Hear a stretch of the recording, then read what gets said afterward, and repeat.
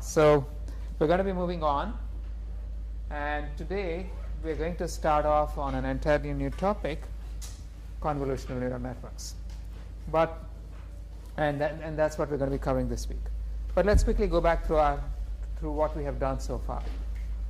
We've checked that multi-layer perceptrons are universal. Wait a minute. So any chance I can see this on the back screen? We should. I don't know how to do it. We should automatically do it. Yeah, so it's more convenient than having to turn around, right? Yeah, I don't. So anyway, while he's setting it up.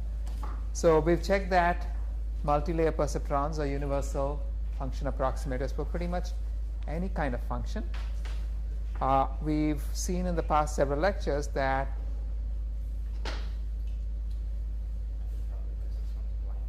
That was blank too. So I think they're probably connected.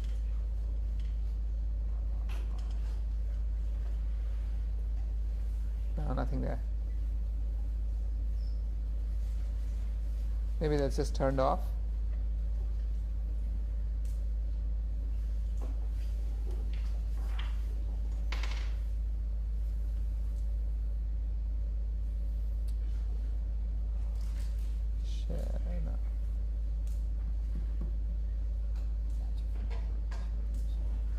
Well, I'll take this turn around, I guess. Okay. Wait. Oh my good God. So why is this? I have no idea what's going on.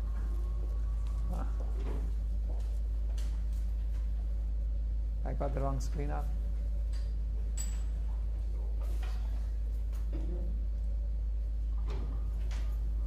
Okay.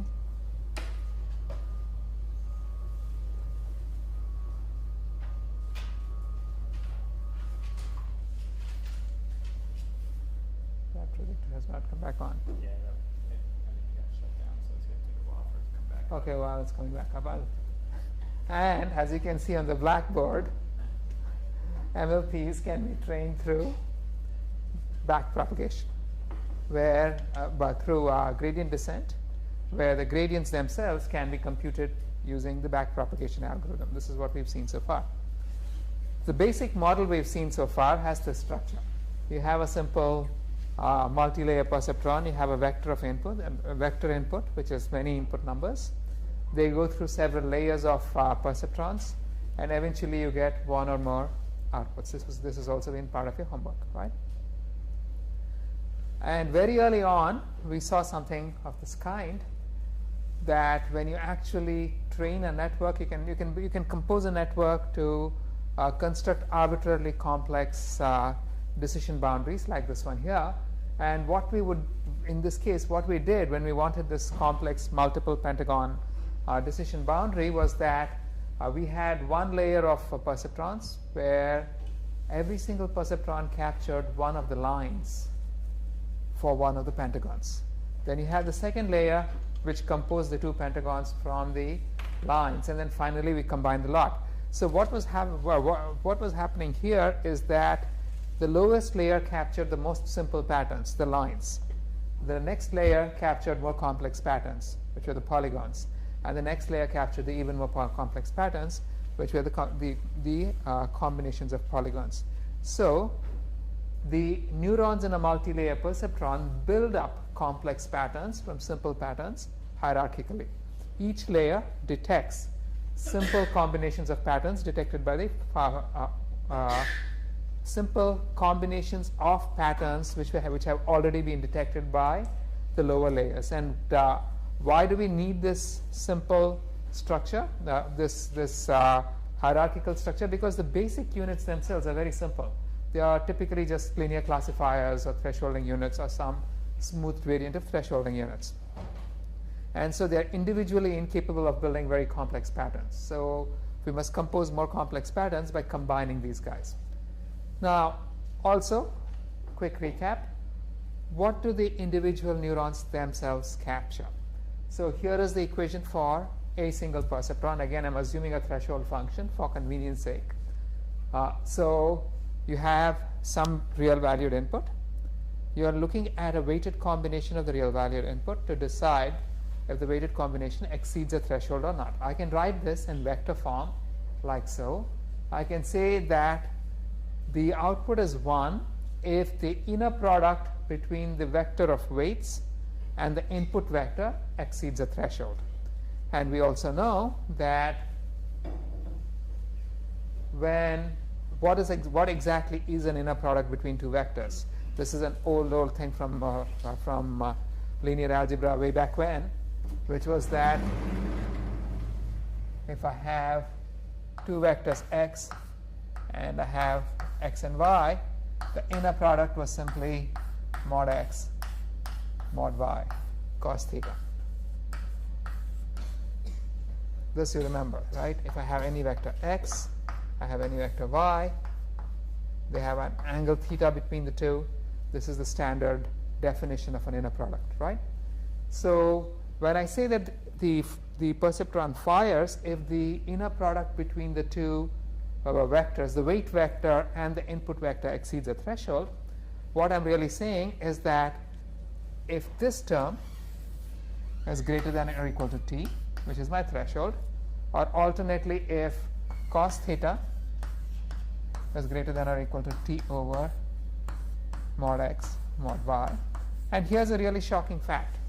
In the real world, when we have high dimensional data, almost all vectors are the same length. Does that surprise you? So think about this. As you increase the dimensionality of the data, the fraction of the volume of the volume of a hypersphere that lies very close to the surface keeps going up. For infinite dimensional data, the entire volume lies on the sphere. So what this means is that as you keep increasing the dimensionality of the data, a greater and greater fraction of the total data actually lies closer and closer to the surface of the sphere, meaning they are all essentially almost the same length. So if I have set any kind of a bound on the lengths of my vectors, which you naturally have in most real problems, basically all of the vectors are effectively the same length. So in this case, what we have is, this is the weight vector. This can be ignored. This is constant for all vectors.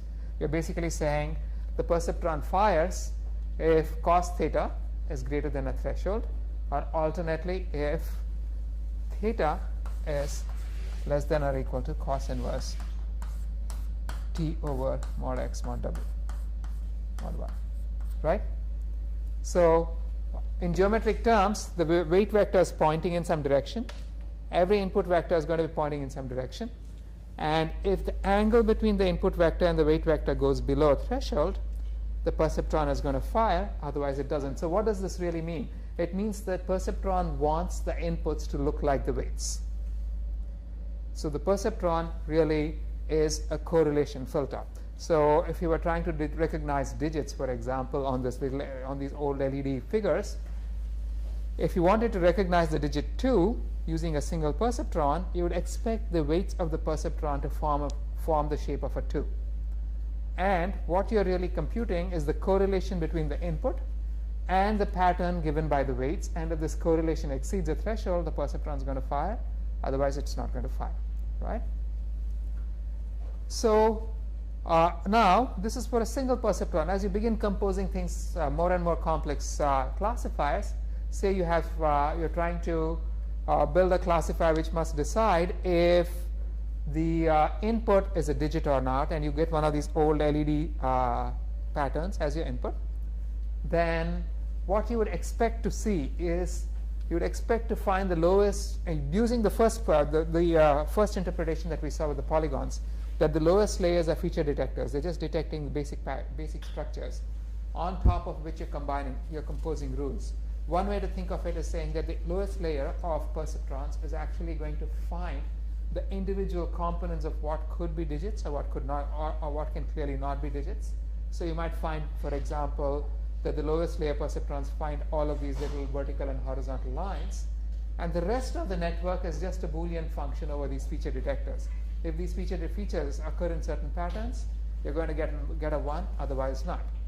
But then from a different perspective, considering that the individual perceptrons themselves are looking for patterns which are represented by their weights, and you might also you might also expect behavior as I have on the screen, in that the lowest layer actually captures the atomic units of the digits.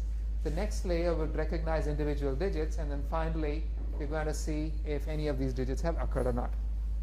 Again, the basic idea is that the network is a cascade of feature detectors where the lowest level units capture the simplest patterns, and as you go up, the higher level neurons compose more and more complex templates from the lower level patterns.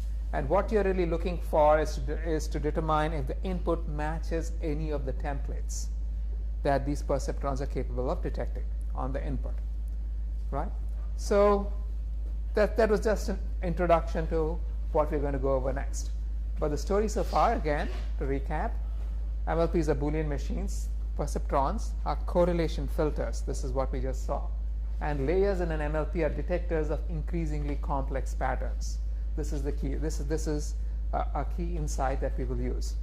Now, so if you are going to be using an MLP in classification, the network will fire if the combination of the detected basic features matches an acceptable pattern for the desired class of signal. For example, if you were trying to detect faces, you'd expect the lowest level units to capture basic units of faces, the next level to maybe begin capturing structures that look like eyebrows, cheeks, and eyes, and then you'd be composing faces thereon. Now, this is not what really happens, but intuitively you could expect some behavior that's somewhat analogous to what I just said, right? So, questions? Yes? I was wondering, in this, like a few slides back, when you're describing like layers of feature detectors and stuff like that, is it a sensible thing to think like, okay, I have 9 digits and these digits are described like this, and what, like, try to approximate the dimension of the basis for a set of features before and use that as like the number of nodes in that layer? Is that like a thought process? It's actually a very reasonable thought process. The problem is that when you're in the business of automatic learning, your intuitions are going to fail. You have to really over-represent the capacity of the network, because there are so many local optima when you begin learning this stuff that you probably, if you have any minimalist structure, you're not going to learn anything useful. But as an intuitive thought process, that actually makes a lot of sense, right? So, moving on. So now, new problem, right? This is my friend Richard Stern saying, welcome to DSP1. If any of you have actually taken digital signal processing in the electrical engineering department, you're familiar with the spectrogram and that waveform. So now, how do I know if this recording contains the word welcome? If I want to compose a little classifier that just looks at this guy and tells me, does it contain the word welcome or not? Here's the recording. What's the simplest thing I can do? I can actually just compute features from it, which would be the spectrogram, right? And pass the, and now, how many of you are familiar with the notion of a spectrogram?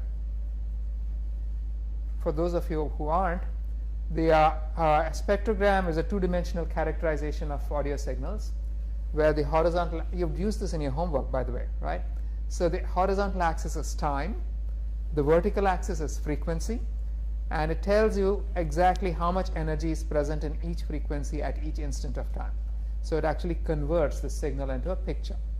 And this matrix below is actually a matrix. It has several columns. So each column represents the frequency decomposition of the signal in one small brief instant of time. And you're sliding this instant of time that you're analyzing to end up with this matrix.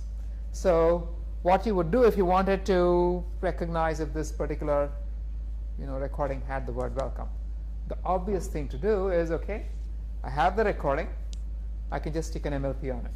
Easy, right? So, question, I have this recording, and now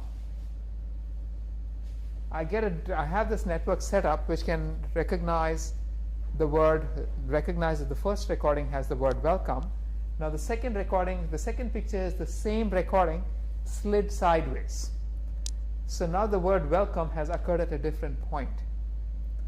So would the MLP that recognized that the first recording has the word welcome also recognize that the second recording has the word welcome? It should, right? Because here, give me a second. Fall off.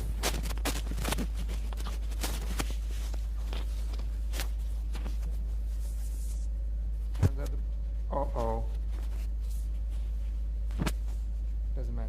We can go with that after now.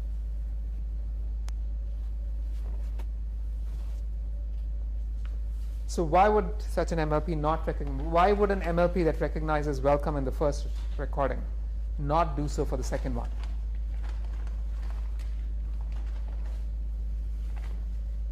It's an entirely different feature vector, right?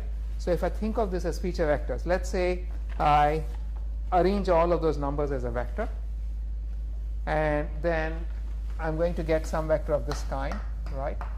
And in the first case, the word welcome occurs in these dimensions because it's occurring early in time.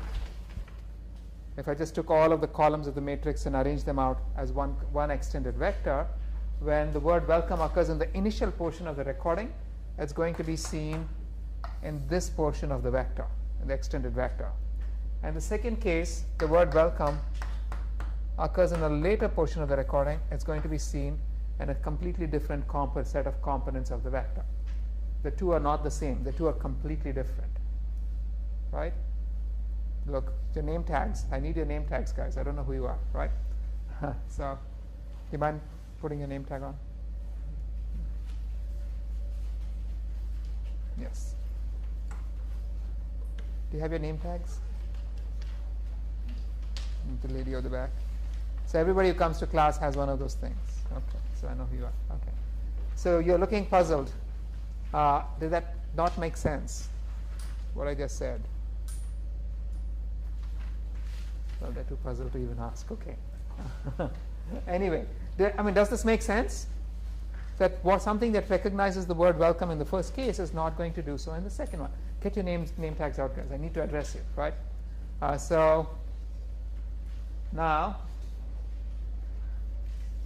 So what we are really looking for is a multi-layer perceptron structure that would recognize that both of those recordings had the word welcome in it, regardless of where the word welcome actually happens, right? And that's a challenge. Now let's take a different kind of example. Pictures. I have all of these pictures with flowers in them, except some of them don't. You can see that there are a couple which don't have flowers and some do, right? Now the challenge I'm setting myself is I must build a classifier that detects if a picture has a flower in it or not. So I have, again, the same situation. I have a picture with a flower to the left, and let's say I compose an MLP that can detect if this picture has a flower. Would you expect it to work on the picture to the right? No, because the flower is in an entirely different place, right? You have exactly the same kind of situation. If I were to unwrap the picture into a vector, in one case the flower is occurring in some set of components, in the other case it's occurring in a different set of components. And as we all know, this vector is not equal to this vector. They are completely different things, right? So you wouldn't actually recognize the flower. So what we need again is a network that will fire regardless of the precise location of the target object. The question I'm asking myself is, does this picture contain a flower? And regardless of where the flower occurs, it must fire. This is a very common problem in many settings, where the location of a pattern is not important, only the only the presence. So, and conventional MLPs are sensitive to the arrangement of the components in your vector, obviously, right? You're looking in vector spaces. So if I just slide everything by just one component, I'm looking at an entirely different vector. So an MLP that responds to one vector is not going to respond if the numbers are shifted by one component. And so conventional MLPs will just not be effective in these situations. What we really need is shift invariance, where if the target object moves, the network continues to respond. Same thing over here. What we are really looking for in this in the speech recognition case is, again, you want shift invariance. If the target pattern has shifted, you still want the network to respond. So here's a I have some chalk up my nose. Amazing. So here's a solution. I can scan. I can start off by building a little network which only recognizes the word welcome over a short segment of the audio, right? And then I can begin scanning. I can scan left to right at each location, and eventually I would have scanned the entire recording, and at each position I would have tried to detect if the word welcome has occurred at that location or not. But then, what is the actual question we're asking ourselves? Does this recording have the word welcome in it? And what we've done when we scan the recording is to actually just look at each individual segment and decide if this has a word welcome or not. So how do I combine all these decisions into deciding whether the recording itself has the word welcome in it? More layers? I don't need, precisely, but I don't even need to do something that complex, right? I can just look at a max. And if I see an output of 1 at one or more locations, I know the recording has the word welcome. Right? It's very simple. I just look at the max, and if any of these during scan, while I'm scanning, if any of these locations has resulted in a firing, that means that the recording has the word welcome in it. I can just look at the max, and that tells me if the recording has the word welcome in it or not. Or I can go one step further, as you said. I can actually pass the combined output of all of these locations into a perceptron, and here you'll be taking advantage of the fact that if you detect the word welcome in one position, if I shift by 1 millisecond, that really shouldn't change the output all that dramatically, right? You expect it, you could actually sort of begin accounting for the fact that if you see if the network fires in one position, you also expect it to fire in the immediately adjacent positions. Now, or I can actually make that more complex, as you said. I can add an entire network on top of these outputs. So what are these lower level networks now? These are the feature detectors that we had in the more complex structures that we saw earlier, right? With one small difference, all of them are looking for the same feature. So what were we doing when we were building the polygons? We had the lower level where each perceptron was looking for a line, and then you were combining those to form polygons, and then you were combining those to form more complex patterns. This is exactly the same thing, except now the lower level detectors are all looking for the word welcome, and then you're combining those on to come up with a final decision, right? So this entire network over here is actually just one giant network, and you can, where you have many subnetworks, one per window, with the constraint that all of these subnets are identical because they're all looking for the same feature. They're all looking for the word welcome, right? So this is what we call a shared parameter network. The same thing with looking for patterns in a picture. So I have I'm looking for flowers in this picture. I'm trying to determine if the image has a flower in it. So I could start off with a little flower detector, which looks at a specific location and decides if there's a flower or not. And then I can scan, right? Exactly as before, using the same detector. And eventually, what I would get is I'm going to get So when I'm scanning, again, keep in mind that at each location, I'm taking that region of the picture and passing it through my MLP, right? And eventually, when I've scanned the entire picture, every single location is going to have been analyzed by my MLP, which tells me if that specific location has a flower or not. And the combined decisions can be passed through a max or a perceptron or a full multi-layer perceptron to decide if the image by itself has a flower or not. So again, this is strictly analogous to the speech recognition problem that I just showed you, right? So again, what are we doing over here? Our basic unit now at the lowest level actually becomes a flower detector. And then we're making decisions on top of that.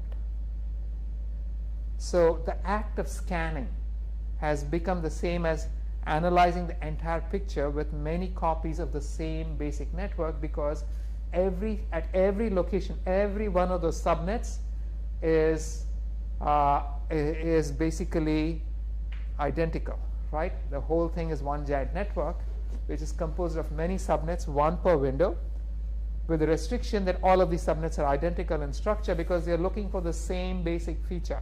They are looking for flowers. Questions? Right? So, was it very clear, everybody? Andrew? Yeah, was it clear? Okay, fine. Because I'm going to change gears really quickly, right? But before this, so you might ask me the question, okay, I just scanned for flowers. How on earth, where on earth did I get the initial flower detector from? How did I train the flower detector? Did I go through the bunch of pictures, slice out the pictures, slice out the flowers, and train a flower detector? Do I go through a lot of recordings, slice out the segments which said welcome and train a welcome detector? You don't need to do that, because again, if you look at it this way, the entire thing is just one giant network, right? So what do you really need at this point? All I need is a collection of pictures which have flowers and a collection of pictures which don't have flowers. And this network is going to have this little signal which is either a 1 or a 0 at the very output, and I can train my way backwards.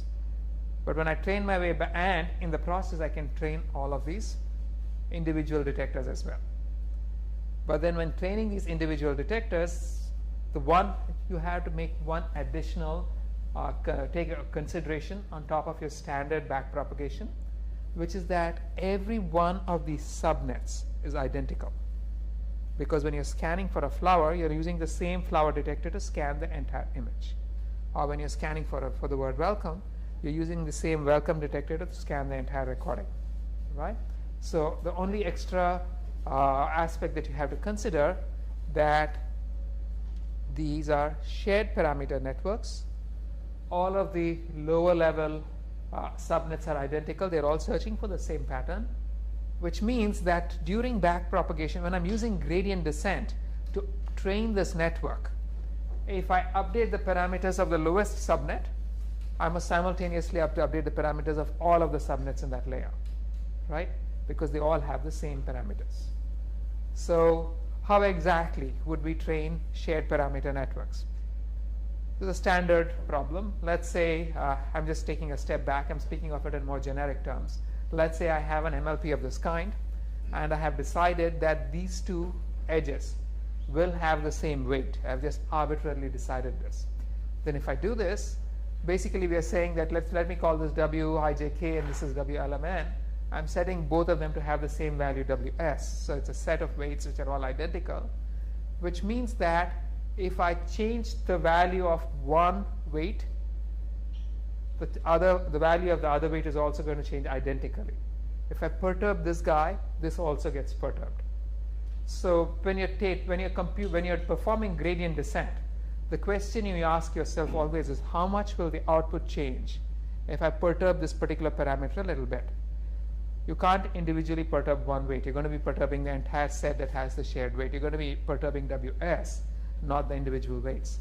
So you would have to take that into consideration when you are performing your backpropagation. So if I were to draw an influence diagram, here's what the influence diagram is going to look like.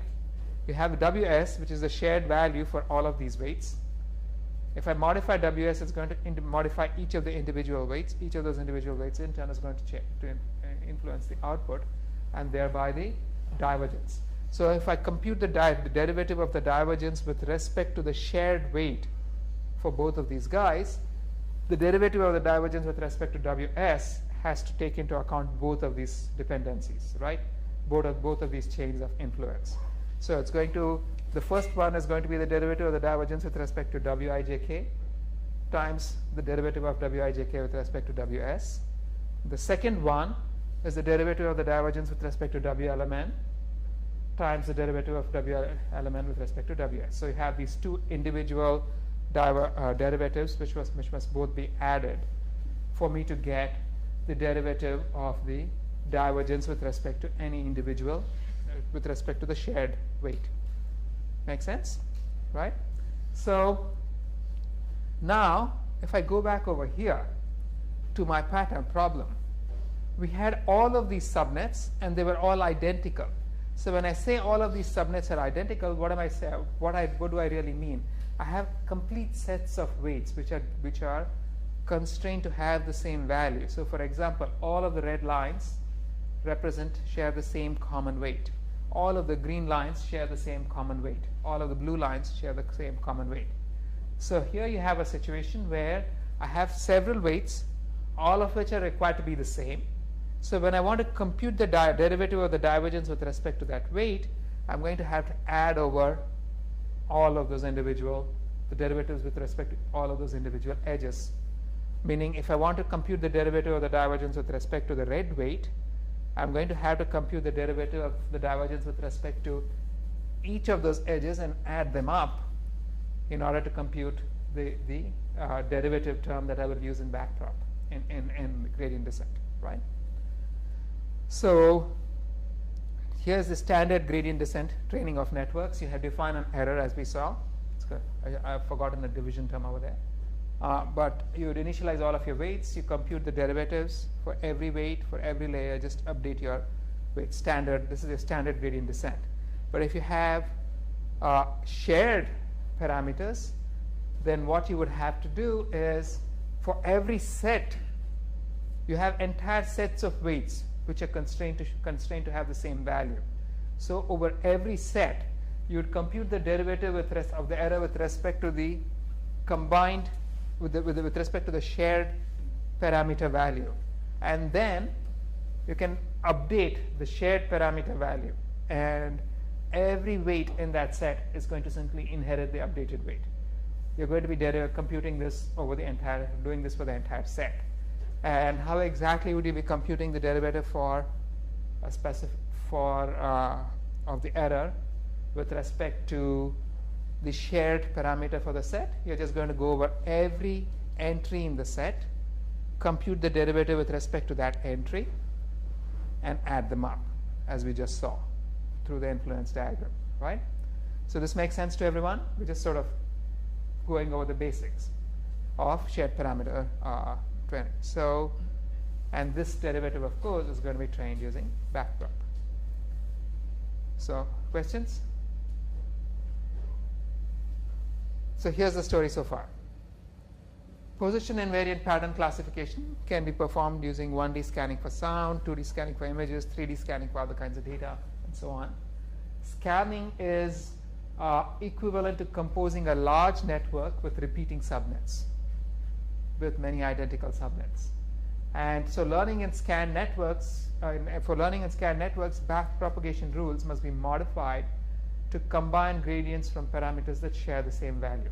And this principle applies in general for all networks with shared parameters. Yeah. So, you just like sort of pull back a little bit. You said earlier that when you're training this SharedParameter network, you only specify like images which contain, say, a flower, and you mark them 0 or 1, right? They may or may not contain. So the may or may not contain. and so you're going to be marking them as well, Right, but 0. you're still passing the whole image and not just a blob or like a bounding box. That's correct. Within that image. That's correct. So when you're and in a shared parameter network, when you're passing a blob, you're just looking at like sub part of the image for and classifying it as flower or not. You're not really performing any classification until the very end. Or basically saying, does it contain some X features or not, right? Or at least that's what a subnet is, right? Yeah. How is it? So what's the advantage of doing that over giving just like a single MLP enough training examples that hey, my flower can be here and my flower can be That's a good question. That single MLP will have to become extremely large, and you'll need tons of training data. The fact you're taking advantage of the fact that the flower looks the same regardless of where it is, and you'd be ignoring that aspect. So this is assuming whatever pattern we are looking at remains constant. So if it's a flower That's you're of looking for different position. kind, You're looking for position invariance for a pattern. But if it's a flower of different kind, would this still work? You'd expect. Think of it this way: that if I'm going to have hundreds of different kinds of flowers, it's still easier for me to have one common flower detector of any kind and repeat it everywhere than to look at the entire cross product saying any flower can occur anywhere. So I need training data which encompasses the entire large set, right? So this is just a question. This is simply position invariance is a very taking advantage of position invariance is a very nice way of compacting your model tremendously by many orders of magnitude and the amount of training data, right? Okay, so any questions? No. Okay. So now I'm going to do something very strange. I'm going to change the order of computation. We were looking at the computation in a specific manner. I'm going to change it. What we were doing was we were scanning for a desired object. At each location, the entire region was being sent through the MLP. Instead, what I will do is, so consider what happens over here. You have the input, which goes into a hidden layer, which goes into the output of which goes into another hidden layer, which goes to a final output, right? Now, here's what I could do. Instead of, consider just a single neuron, right? That single neuron is going to produce an output at each position being evaluated. So instead of computing the entire network all at each position, let me just change the order of things and just scan with the individual neurons first. It doesn't change the final computation. So what do I mean by this? Look at this first neuron. This neuron produces some output when I'm scanning the first location, right? And then at the next location it produces another output, and at the next it produces another output. So if I looked at the entire set of outputs that that particular neuron produces, it's going to produce a grid with one output for every location, right? So we can do the same, and we can arrange these outputs in a shape which is a perfect analog of the original input itself, right? And I could do this for pretty much every one of my perceptrons. So I could take each of the perceptrons in my first hidden layer, scan the input with it, I get a map, and I get these 4 maps now. And now, if I want to classify, say, this particular block to say if there's a flower or not, all I have to do is to pick the outputs of these individual perceptrons when they were looking at that region and pass it through the rest of the network, right? I haven't changed anything except the order of computation. Instead of scanning the entire picture with my complete MLP, I scan them with the individual perceptrons, and then I just pick the outputs when they were looking at the appropriate location. So,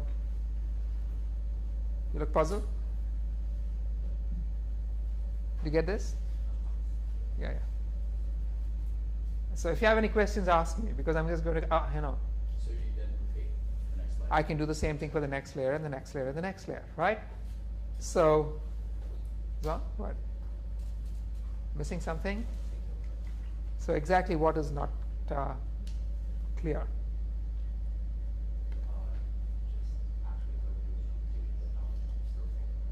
Okay, so I mean, the point is I have not actually changed anything about my computation except the order in which I did this, right? And then I can actually repeat the same thing. So here, if I just now consider what each of those 2 perceptrons in the next layer is doing.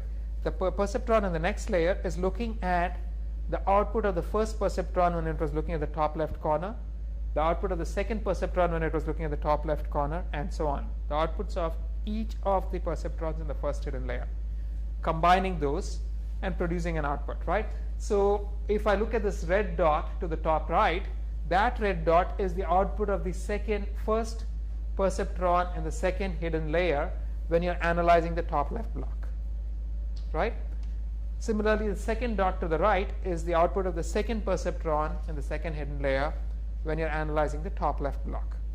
I can repeat the same thing all over again. I can do this one block at a time, and I can scan. And I just repeated the entire process. I produced another map, right? So this would give me these two maps. And now, if I want to determine if, let's say, this bottom left corner has a flower or not, what would I have to do?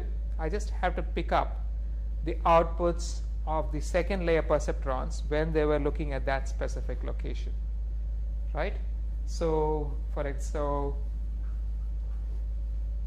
if I just wanted to decide if this region has a flower, I have to look at what those two guys output when they were looking at that particular location, the two highlighted dots in the second layer. And those two highlighted dots in turn were obtained by looking at the highlighted dots in the first layer. So we are guaranteed that that this output is actually analyzing that central block in the image, right? Make sense? You're looking puzzled? No, it's clear, right? I mean, it's fairly straightforward. All I did was change the order of the computation. And you know what? I can do the same thing all over again with the final perceptron and I can produce a scan. And now I have a map, and the final map is telling me whether each location in my image had a flower or not. Correct? And those can be passed downstream. So if I just looked at that little highlighted dot in the extreme right, it tells me the probability that this block had a flower, right? And in fact, if the real problem, again, our problem is, does this recording have a flower or not? I can actually take this entire collection of inputs, pass it through a single perceptron or an entire MLP, and let me just flatten it out. Instead of showing it as a map, I've shown it as an extended vector. Pass it through an MLP, and that will tell me whether it has a flower or not, right? Now this structure begins to look familiar. So now I'm going to do one thing more. So you get what I've been doing so far. This is important, right? Because from here I'm going to make it a little more complex. And to make this a little more complex, I'm going to first go back and remind you of something else, namely that when we were composing these polygons, the lowest layer captured simple patterns, the next layer just the lines, the next layer composed polygons, the next layer composed even more complex things. So I can apply the same thing. What we are started off over here is, and same thing here, right? When we're looking at these digits, the first layer found the lines, the next layer found the digits, the next layer we thought would determine if there was a digit in the picture or not. We wanted to use the same kind of breakdown when we are analyzing these pictures. So right now what's happening? This entire MLP is looking for a flower at every region. But then when you look at the first layer perceptrons over here, the perceptron is looking at the entire block, and it's looking for patterns in that entire block. And then the subsequent perceptrons are actually deciding based on what it has found in the entire block. But what we did over here, look at what we did over here. So we actually sort of took advantage of the fact that a flower looks like a flower no matter where it happens, right? Can I use the same argument recursively? I can say that whatever feature the first perceptron looks for, that feature can have many different structures, some of which, and so for example, if the first perceptron is looking for something like a petal, it doesn't matter where the petal happens in the picture, it's still a petal, right? So can we actually sort of compose something using this hierarchy? So our original idea, each perceptron in the first layer was looking at the entire block, and subsequent perceptrons were just looking at the outputs of the perceptron, looking at the features detected by the first layer perceptrons, right? Instead, I can decompose it and say that the first perceptrons in the first layer will look at a smaller region, something like this, right? And the behavior is still the same. The perceptrons are going to be looking at small regions. They're scanning the picture they found, creating the maps. And then the next layer perceptron, so I'd be scanning like so, right? And you're basically scanning for sub-patterns.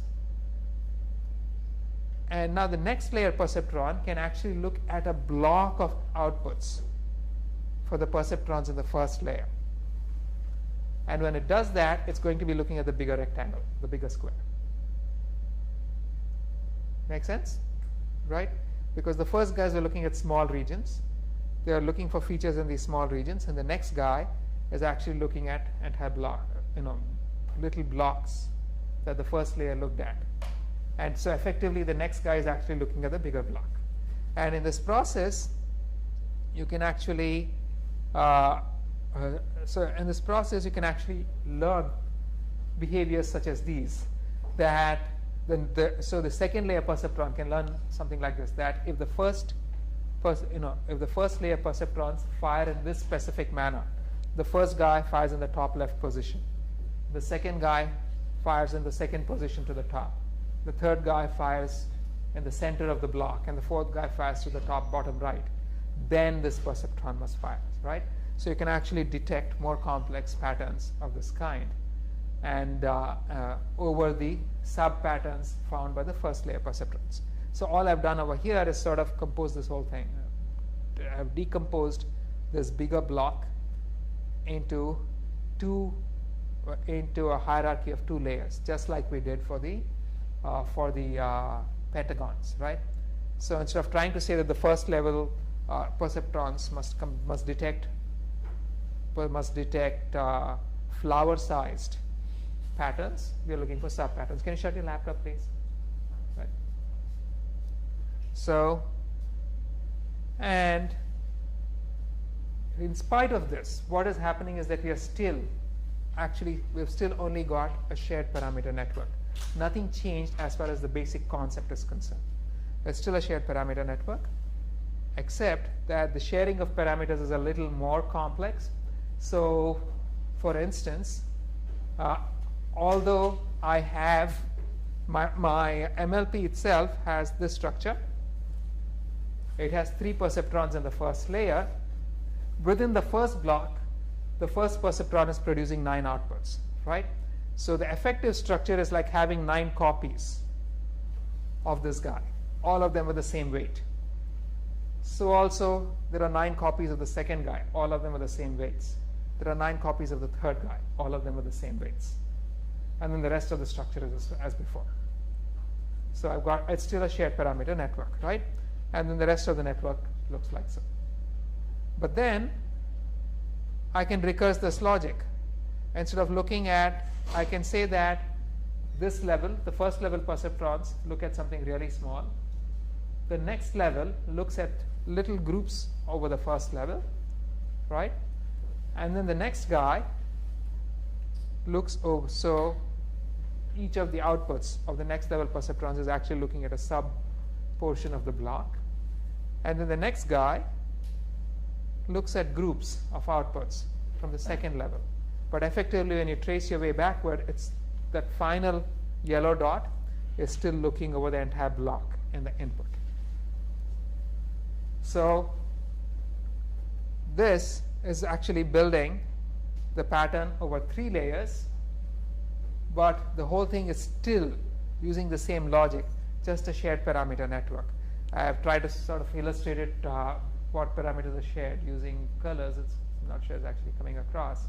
But what's happening over here is that within the big block, you're effectively getting 16 copies of the first layer perceptrons, Within the second layer, you're getting 4 copies of the second layer perceptrons, and then you're getting 1 position of the third layer perceptrons, right? So you're getting all of these shared parameters. The whole thing still looks like a shared parameter network.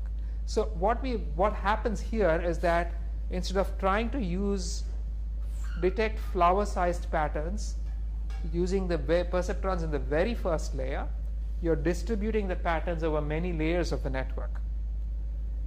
But eventually, you're still trying to detect flowers within the block, and you're still scanning the image. So in effect, you still have a shared parameter network.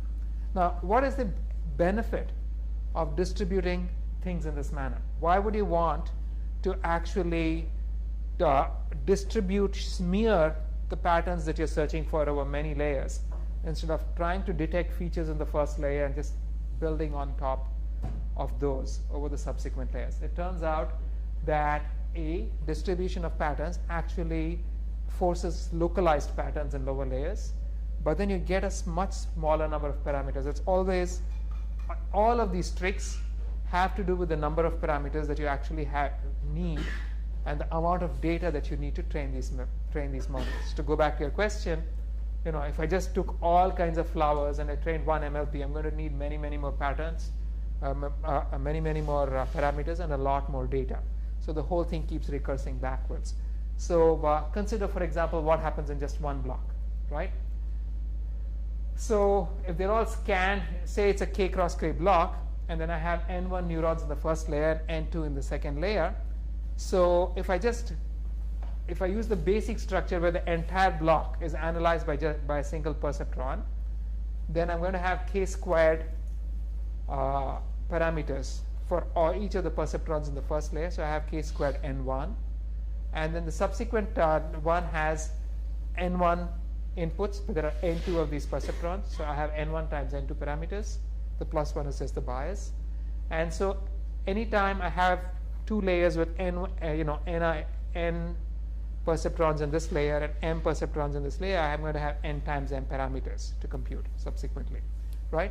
So the total number of parameters over here is going to be K squared N1 plus N1 N2 plus N2 N3 plus N3 N4 and so on. This is when the entire block is being analyzed by just the first layer perceptron with no distribution of parameters. Now if I distribute the parameters, something simpler happens. Now the first layer perceptrons are all now only looking at L squared pixels, where L is the size of the subblock. So the first guy, so as a result, you're going to need N1 times L squared parameters for the first layer. The second layer is going to require N1 times N2, but each of these N1 is now looking over at K over L blocks, right? So if I'm looking at, say, a 9 cross 9 block, and if the first layer perceptrons are looking at 3 cross 3, the second layer perceptrons must also be looking at 3 cross 3, right? Because it's looking at groups of these guys. So you're going to get K over L squared times N1 parameters for the first layer times N2 perceptrons. So the total number of parameters actually goes down. It becomes L squared N1 plus K over L squared times N1 N2 plus N2 N3 and so on. The number of parameters changes. And as I keep recursing, this whole structure sort of follows. There's no need to actually go through the arithmetic, but here's what actually happens. I'm going to get, so let's say each layer is looking at let's say the ith layer is looking at an Li cross Li block of the output of the previous layer. Then for the first layer, you're going to get L1 squared N1 parameters. For the second layer, you're going to get L2 squared N1 N2. For the third layer, you're going to get L3 squared N2 N3 and so on. So if you actually go through some arithmetic and see how many parameters this will actually save you, let's take this very simple example. Let's say I'm looking at a 16 cross 16 block, and I have a 4-to-1 network. Then if the perceptrons in the first layer were looking at the entire 16 cross 16 block, I'm going to need 1034 parameters. Whereas if I distribute that and I say that the first layer looks at 4 by 4 cross 4, and the next layer again looks at 4 cross 4, the number of parameters I'm going to need is only 160. So there's almost an order of magnitude decrease in the number of parameters I will need just by distributing the patterns across the network. And so you get a very large reduction in the net number of parameters that you would need to learn to recognize essentially the same kind of patterns, which again means, of course, that you're going to need a lot less data to train it, right? So distribution forces localized patterns in lower layers, so this is more generalizable, and you get a large decrease in the number of parameters that you would actually need to learn the model. The key intuition is, regardless of how you distribute it, you can view the network as scanning the picture with an MLP. All you're doing is smearing the information over many layers in the MLP, and you're forcing it. That's all, right? And other than that, it's still a shared parameter network. Questions? Yeah. So I wonder, like, whether it's also another benefit that your distributed one's more robust to like different choices of K. Because like when you have a bigger, when you choose the same size, like when you fix the size, you have a bigger flower in it and a smaller flower in it. Yeah, because you're speaking of size and variance. Like the choice of K. Yeah, so that's basically size invariance in the image itself. Yes, that's also a benefit that you will get out of it because you're smearing things across, in a sense, yes, yeah. Yeah. Are there any automated ways to let us have arbitrary sharing restriction? So how to decide how to distribute these things? From scratch. I'm not aware of any work, Ryan, you guys. Yeah, so I'm not. How do you automatically learn the sizes of the filters in the CNN, right? I haven't seen anything of any work of this kind, but that's actually a nice idea because it makes sense when you think of distributing smearing parameters, right? Okay. So here's the story so far. Position invariant classification can be performed by scanning the input for a target pattern. It's equivalent to composing a large network with shared subnets. The operations can be equivalently reordered as scanning with individual neurons and then jointly scanning the maps of the outputs of all neurons in the previous layers by subsequent layers. And the scanning can be distributed over multiple layers in the network. Now, one of the things I want you to remember is that when the neurons in the second layer were scanning the output of the first layer, they were jointly scanning the outputs of all of the guys because they are really connected to all of the perceptrons in the first layer, right? They're not just looking at the output of one single neuron. That's something you have to keep in mind. So what I mean by that is when I went here, if you look at what's happening to the top, those values are being computed by simultaneously considering the maps output by all of the pixels in the previous layer, right? So you're looking at them simultaneously. This is simply because it's actually an MLP which is connected to all the perceptrons in the previous layer. It's something that you have to keep in mind. Let me move on. Now, I can redraw this entire operation as maps of the entire image. So basically, I can say that these first level perceptrons are scanning the image for whatever patterns you're looking for. The second level perceptrons are basically scanning the outputs, simultaneously scanning the outputs of the first level perceptrons, right? And the next level perceptrons are scanning so basically, the outputs, simultaneously scanning the outputs of the second level perceptrons and so on. You can take that whole thing down. You can sort of draw the analogy down the network. So each of the scanning neurons, put in terms of terminology, is generally called a filter. It's really just a correlation filter, as we just saw earlier. So each filter scans for a pattern in the map that it operates on. So which are the maps output by the previous layer. So although I have thought of this in terms of scanning for flowers or scanning for sub-patterns of flowers like petals, what you actually will be scanning for is unknown to you because you're going to be learning these filters directly from the data. So the actual patterns that these filters will be looking for are somewhat of a mystery, and And again, the final layer might be fed directly into an MLP rather than a single neuron. This is exactly the shared parameter network that we just saw. Now, we actually can add in one more little trick. We would like to account for some jitter in the first level patterns. So for example, when we are distributing the patterns across the net, a nice analogy is to say that the first level patterns are looking for petals. The second level neurons are going to look for arrangements of petals that might look like flowers, and you get different kinds of flowers. And the next level is going to look at these, combine all of these to say, is there a flower, right, at this position. So when you're looking for something of this kind, you would like to say that there is some kind of jitter. Again, go back to the very first statement that I made, that if I just shift things by 1 pixel, the dimensions have completely changed. The vector has completely changed, right? So something that works for 0, 1, 0, 0 is not going to work for 0, 0, 1, 0. It's now a completely different vector.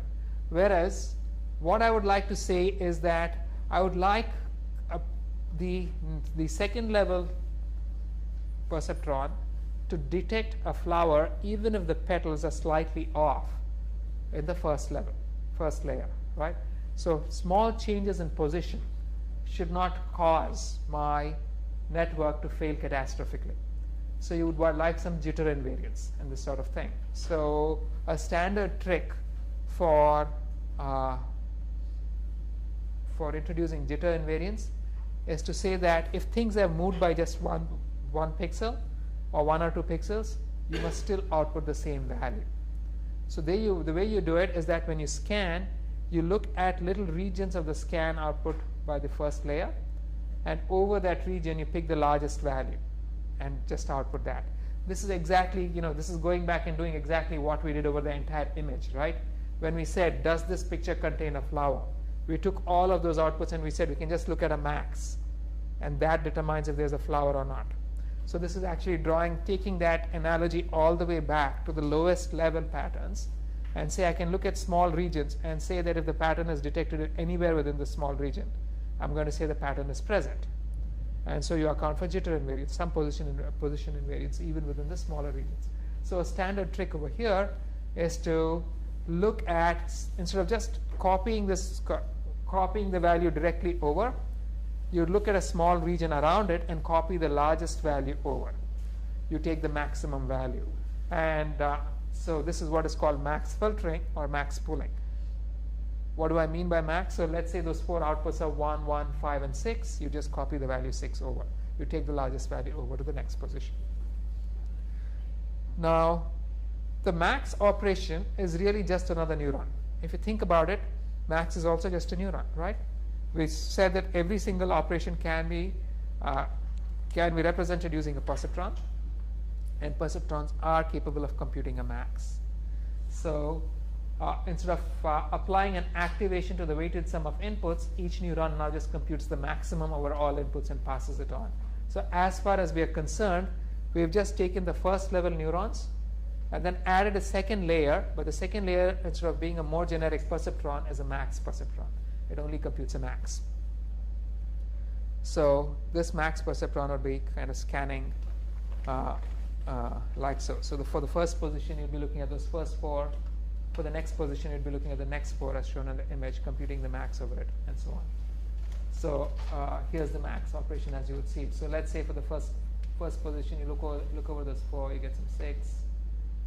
You're going to keep scanning these and just copying the max over. It's still, again, just a perceptron, exactly as before, right? So now, once you actually begin doing this, this is where some engineering tricks come in.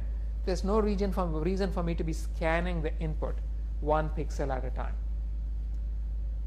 Once I can actually jump, I can be jumping, I can skip 2 pixels at a time. So you can actually begin striding. So you may have a stride of more than 1 pixel, like so. And if you're striding by more than 1 pixel, the resulting maps are going to shrink because you're not going to be copying everything over. You're just jumping in your scans, right? The resulting maps are going to shrink. So in the case of max, the operation is usually called pooling a number of outputs to get a single output. So when the stride is greater than 1, we also like to call it downsampling because you're taking a number of inputs and picking only one. So you're sampling things down. It's downsampling. These are just this is just terminology that we use.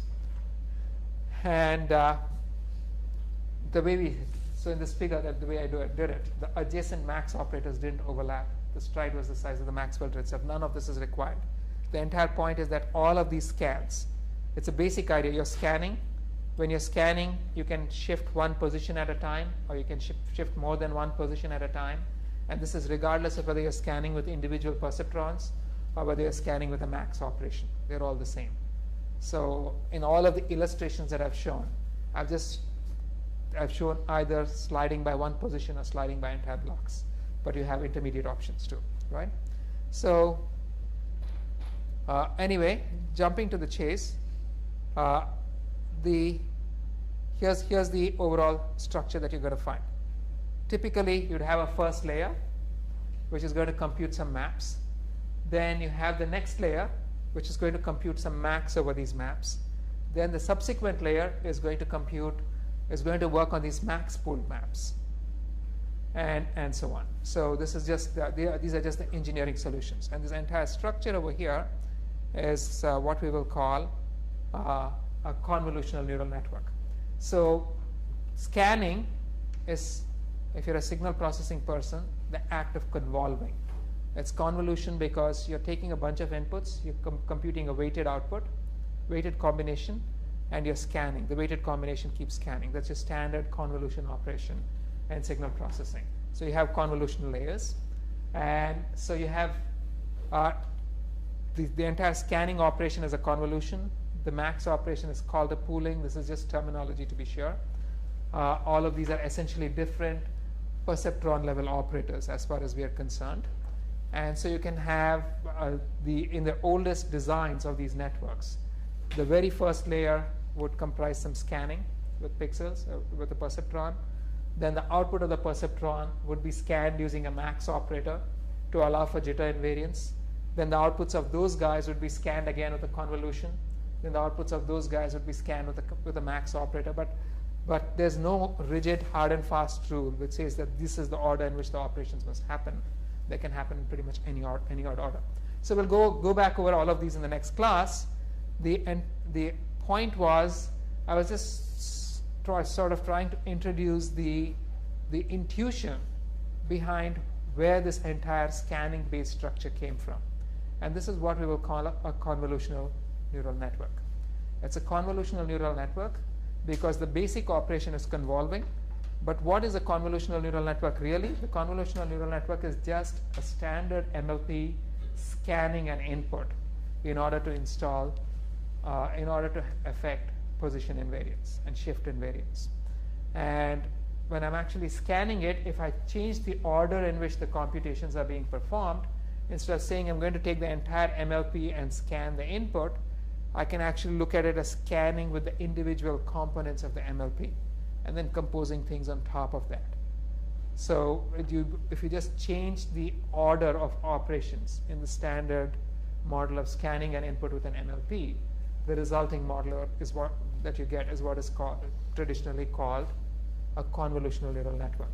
We have some additional tricks, which are that you actually like to smear the patterns over many layers of the network. You may introduce some jitter invariance through using some max pooling operators and such like.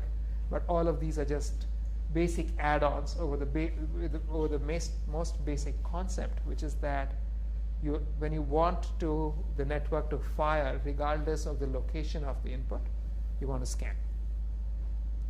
And that's the cheapest way of doing it, right? So questions? So here was the very first convolutional neural network that was actually proposed way back by Jan LeCun, way back in the late 80s, where he used the structure to recognize digits in handwritten digits. And so this was the first real neural network-based handwritten digit classifier. He had a first layer of filters where he had something like, so the inputs were all 32 cross 32 images. The first layer filters, he had 5 cross 5. He was scanning for 5 cross 5 blocks. When you scan for 5 cross 5 blocks, the size of the image shrinks. So you end up with 28 cross 28 feature maps. He had 4 of these, I believe. So you end up with 4 maps. Then the next layer works on these guys, and you get 10 of those. Then the next layer works on those guys, and so on, and eventually you obtain the final classification. We'll spend more time on this in the next class. But the interesting thing was they actually had a live, you can still go to Jan LeCun's page, and you can see demonstrations of the very first system that he built, which ended up being used by the US Postal Services to read numbers on envelopes. Now, when I first began, I began by talking about speech, right? So when we were talking about speech, we were basically scanning. The idea was the same. I could scan the input recording to look for the specific word that I'm trying to recognize. So here, when you have this, but here you're not scanning in 2 dimensions. You're scanning only a long time. So when you scan only a long time, the same network is called, instead of being called a convolutional neural network, it's often called a time delay neural network. But the idea is basically the same. So here, let's say I have a 4x2x1 network. Then in the first layer, each of these 4 perceptrons is going to be scanning the input, and I'll end up with 4 maps. Then the next layer, if I have 2 perceptrons, each of these is going to be scanning a block of inputs output by the first layer. So I'd end up with 2 maps. And then the next one is going to be scanning blocks of inputs from the outputs of the second layer, end up with individual maps, and then these outputs can be passed through additional MLPs and so on. So this entire structure is called a time delay neural network. It's essentially the same as the convolutional neural network we just saw, except now the scanning is along only 1 dimension.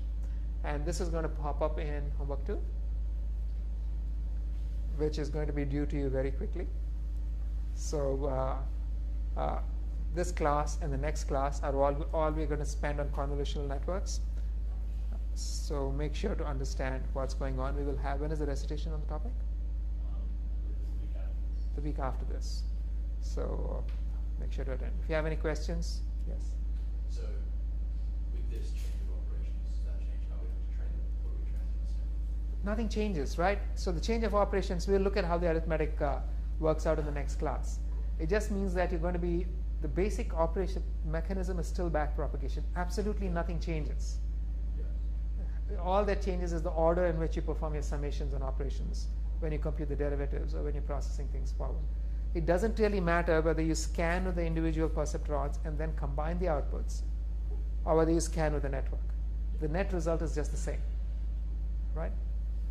So when we talk about the mass pooling thing, does jitter rate matter since we have the shift invariant on the next layer? Considering it just another CNN over the output. That's a good question. It turns out that it doesn't really, this max pooling operation is a historical operation. There's a reason for it. And we will see where that reason came in the early part of the next class. And I sort of gloss over it, and maybe I sound confusing because it's really an unnecessary operation. It's biologically inspired. The latest models don't really use that. We just do convolutions all the way. Right. Yes? This is not related to CNN, but is it possible to run flower classifier without images with no flowers? Like if you don't have no flower images in our training, it is possible to run if there is flowers. To be honest, I can't answer that with any degree of confidence. I would assume that it's always possible, but I can't think of a direct, unless you have, I'm not sure how we would pose this problem without counterexamples. This is actually the business of learning a class without negatives is This is zero-shot learning. well, again, this notion of a negative is always going to be required, right? If you're just trying to say, so if you're just looking at whether something looks just like this, you need a notion of a distance and you need a notion of far enough, right? So it's a non-trivial problem. It's a good question. I don't have a clear answer. I don't think anybody really does. Yeah. Is there something to like formally show that there like the shift invariance is in the like structure of the network? Like if you take some input and you add a small change to it, or a small shift, like can you show that maybe like there's some correlation between the shifted and unshifted prediction or something like that? So what do you mean by shifted and unshifted prediction? Like like if you have an image and it has flower in it, and you have some prediction of like some characteristics of that image, and then you shift it, and then ideally you would want. In principle, both of them should really give you the same output, right? Yeah. So like we might see that like when we run the network, but I'm just wondering if like from the structure, like mathematically, if you could show somehow, or if anyone. Yeah, I mean, if you think of it in terms of convolution, certainly, right? So that is the whole point of thinking of it as convolutions, that mathematically the two are supposed, under the right set of assumptions, two images with the same path, two shifted versions of the same image should give you the same output. Yeah, like I understand that, like sort of not logically. No, I'm saying mathematically. Sensibly. Okay, yeah. It's the two should. Just to quantify that, like, is there like a. If you could work out the math under the right assumptions, then yes, you should be able to show that they would both give you the same output. Again, the key term being under the right assumptions, right? Sure. Yeah. Thank you.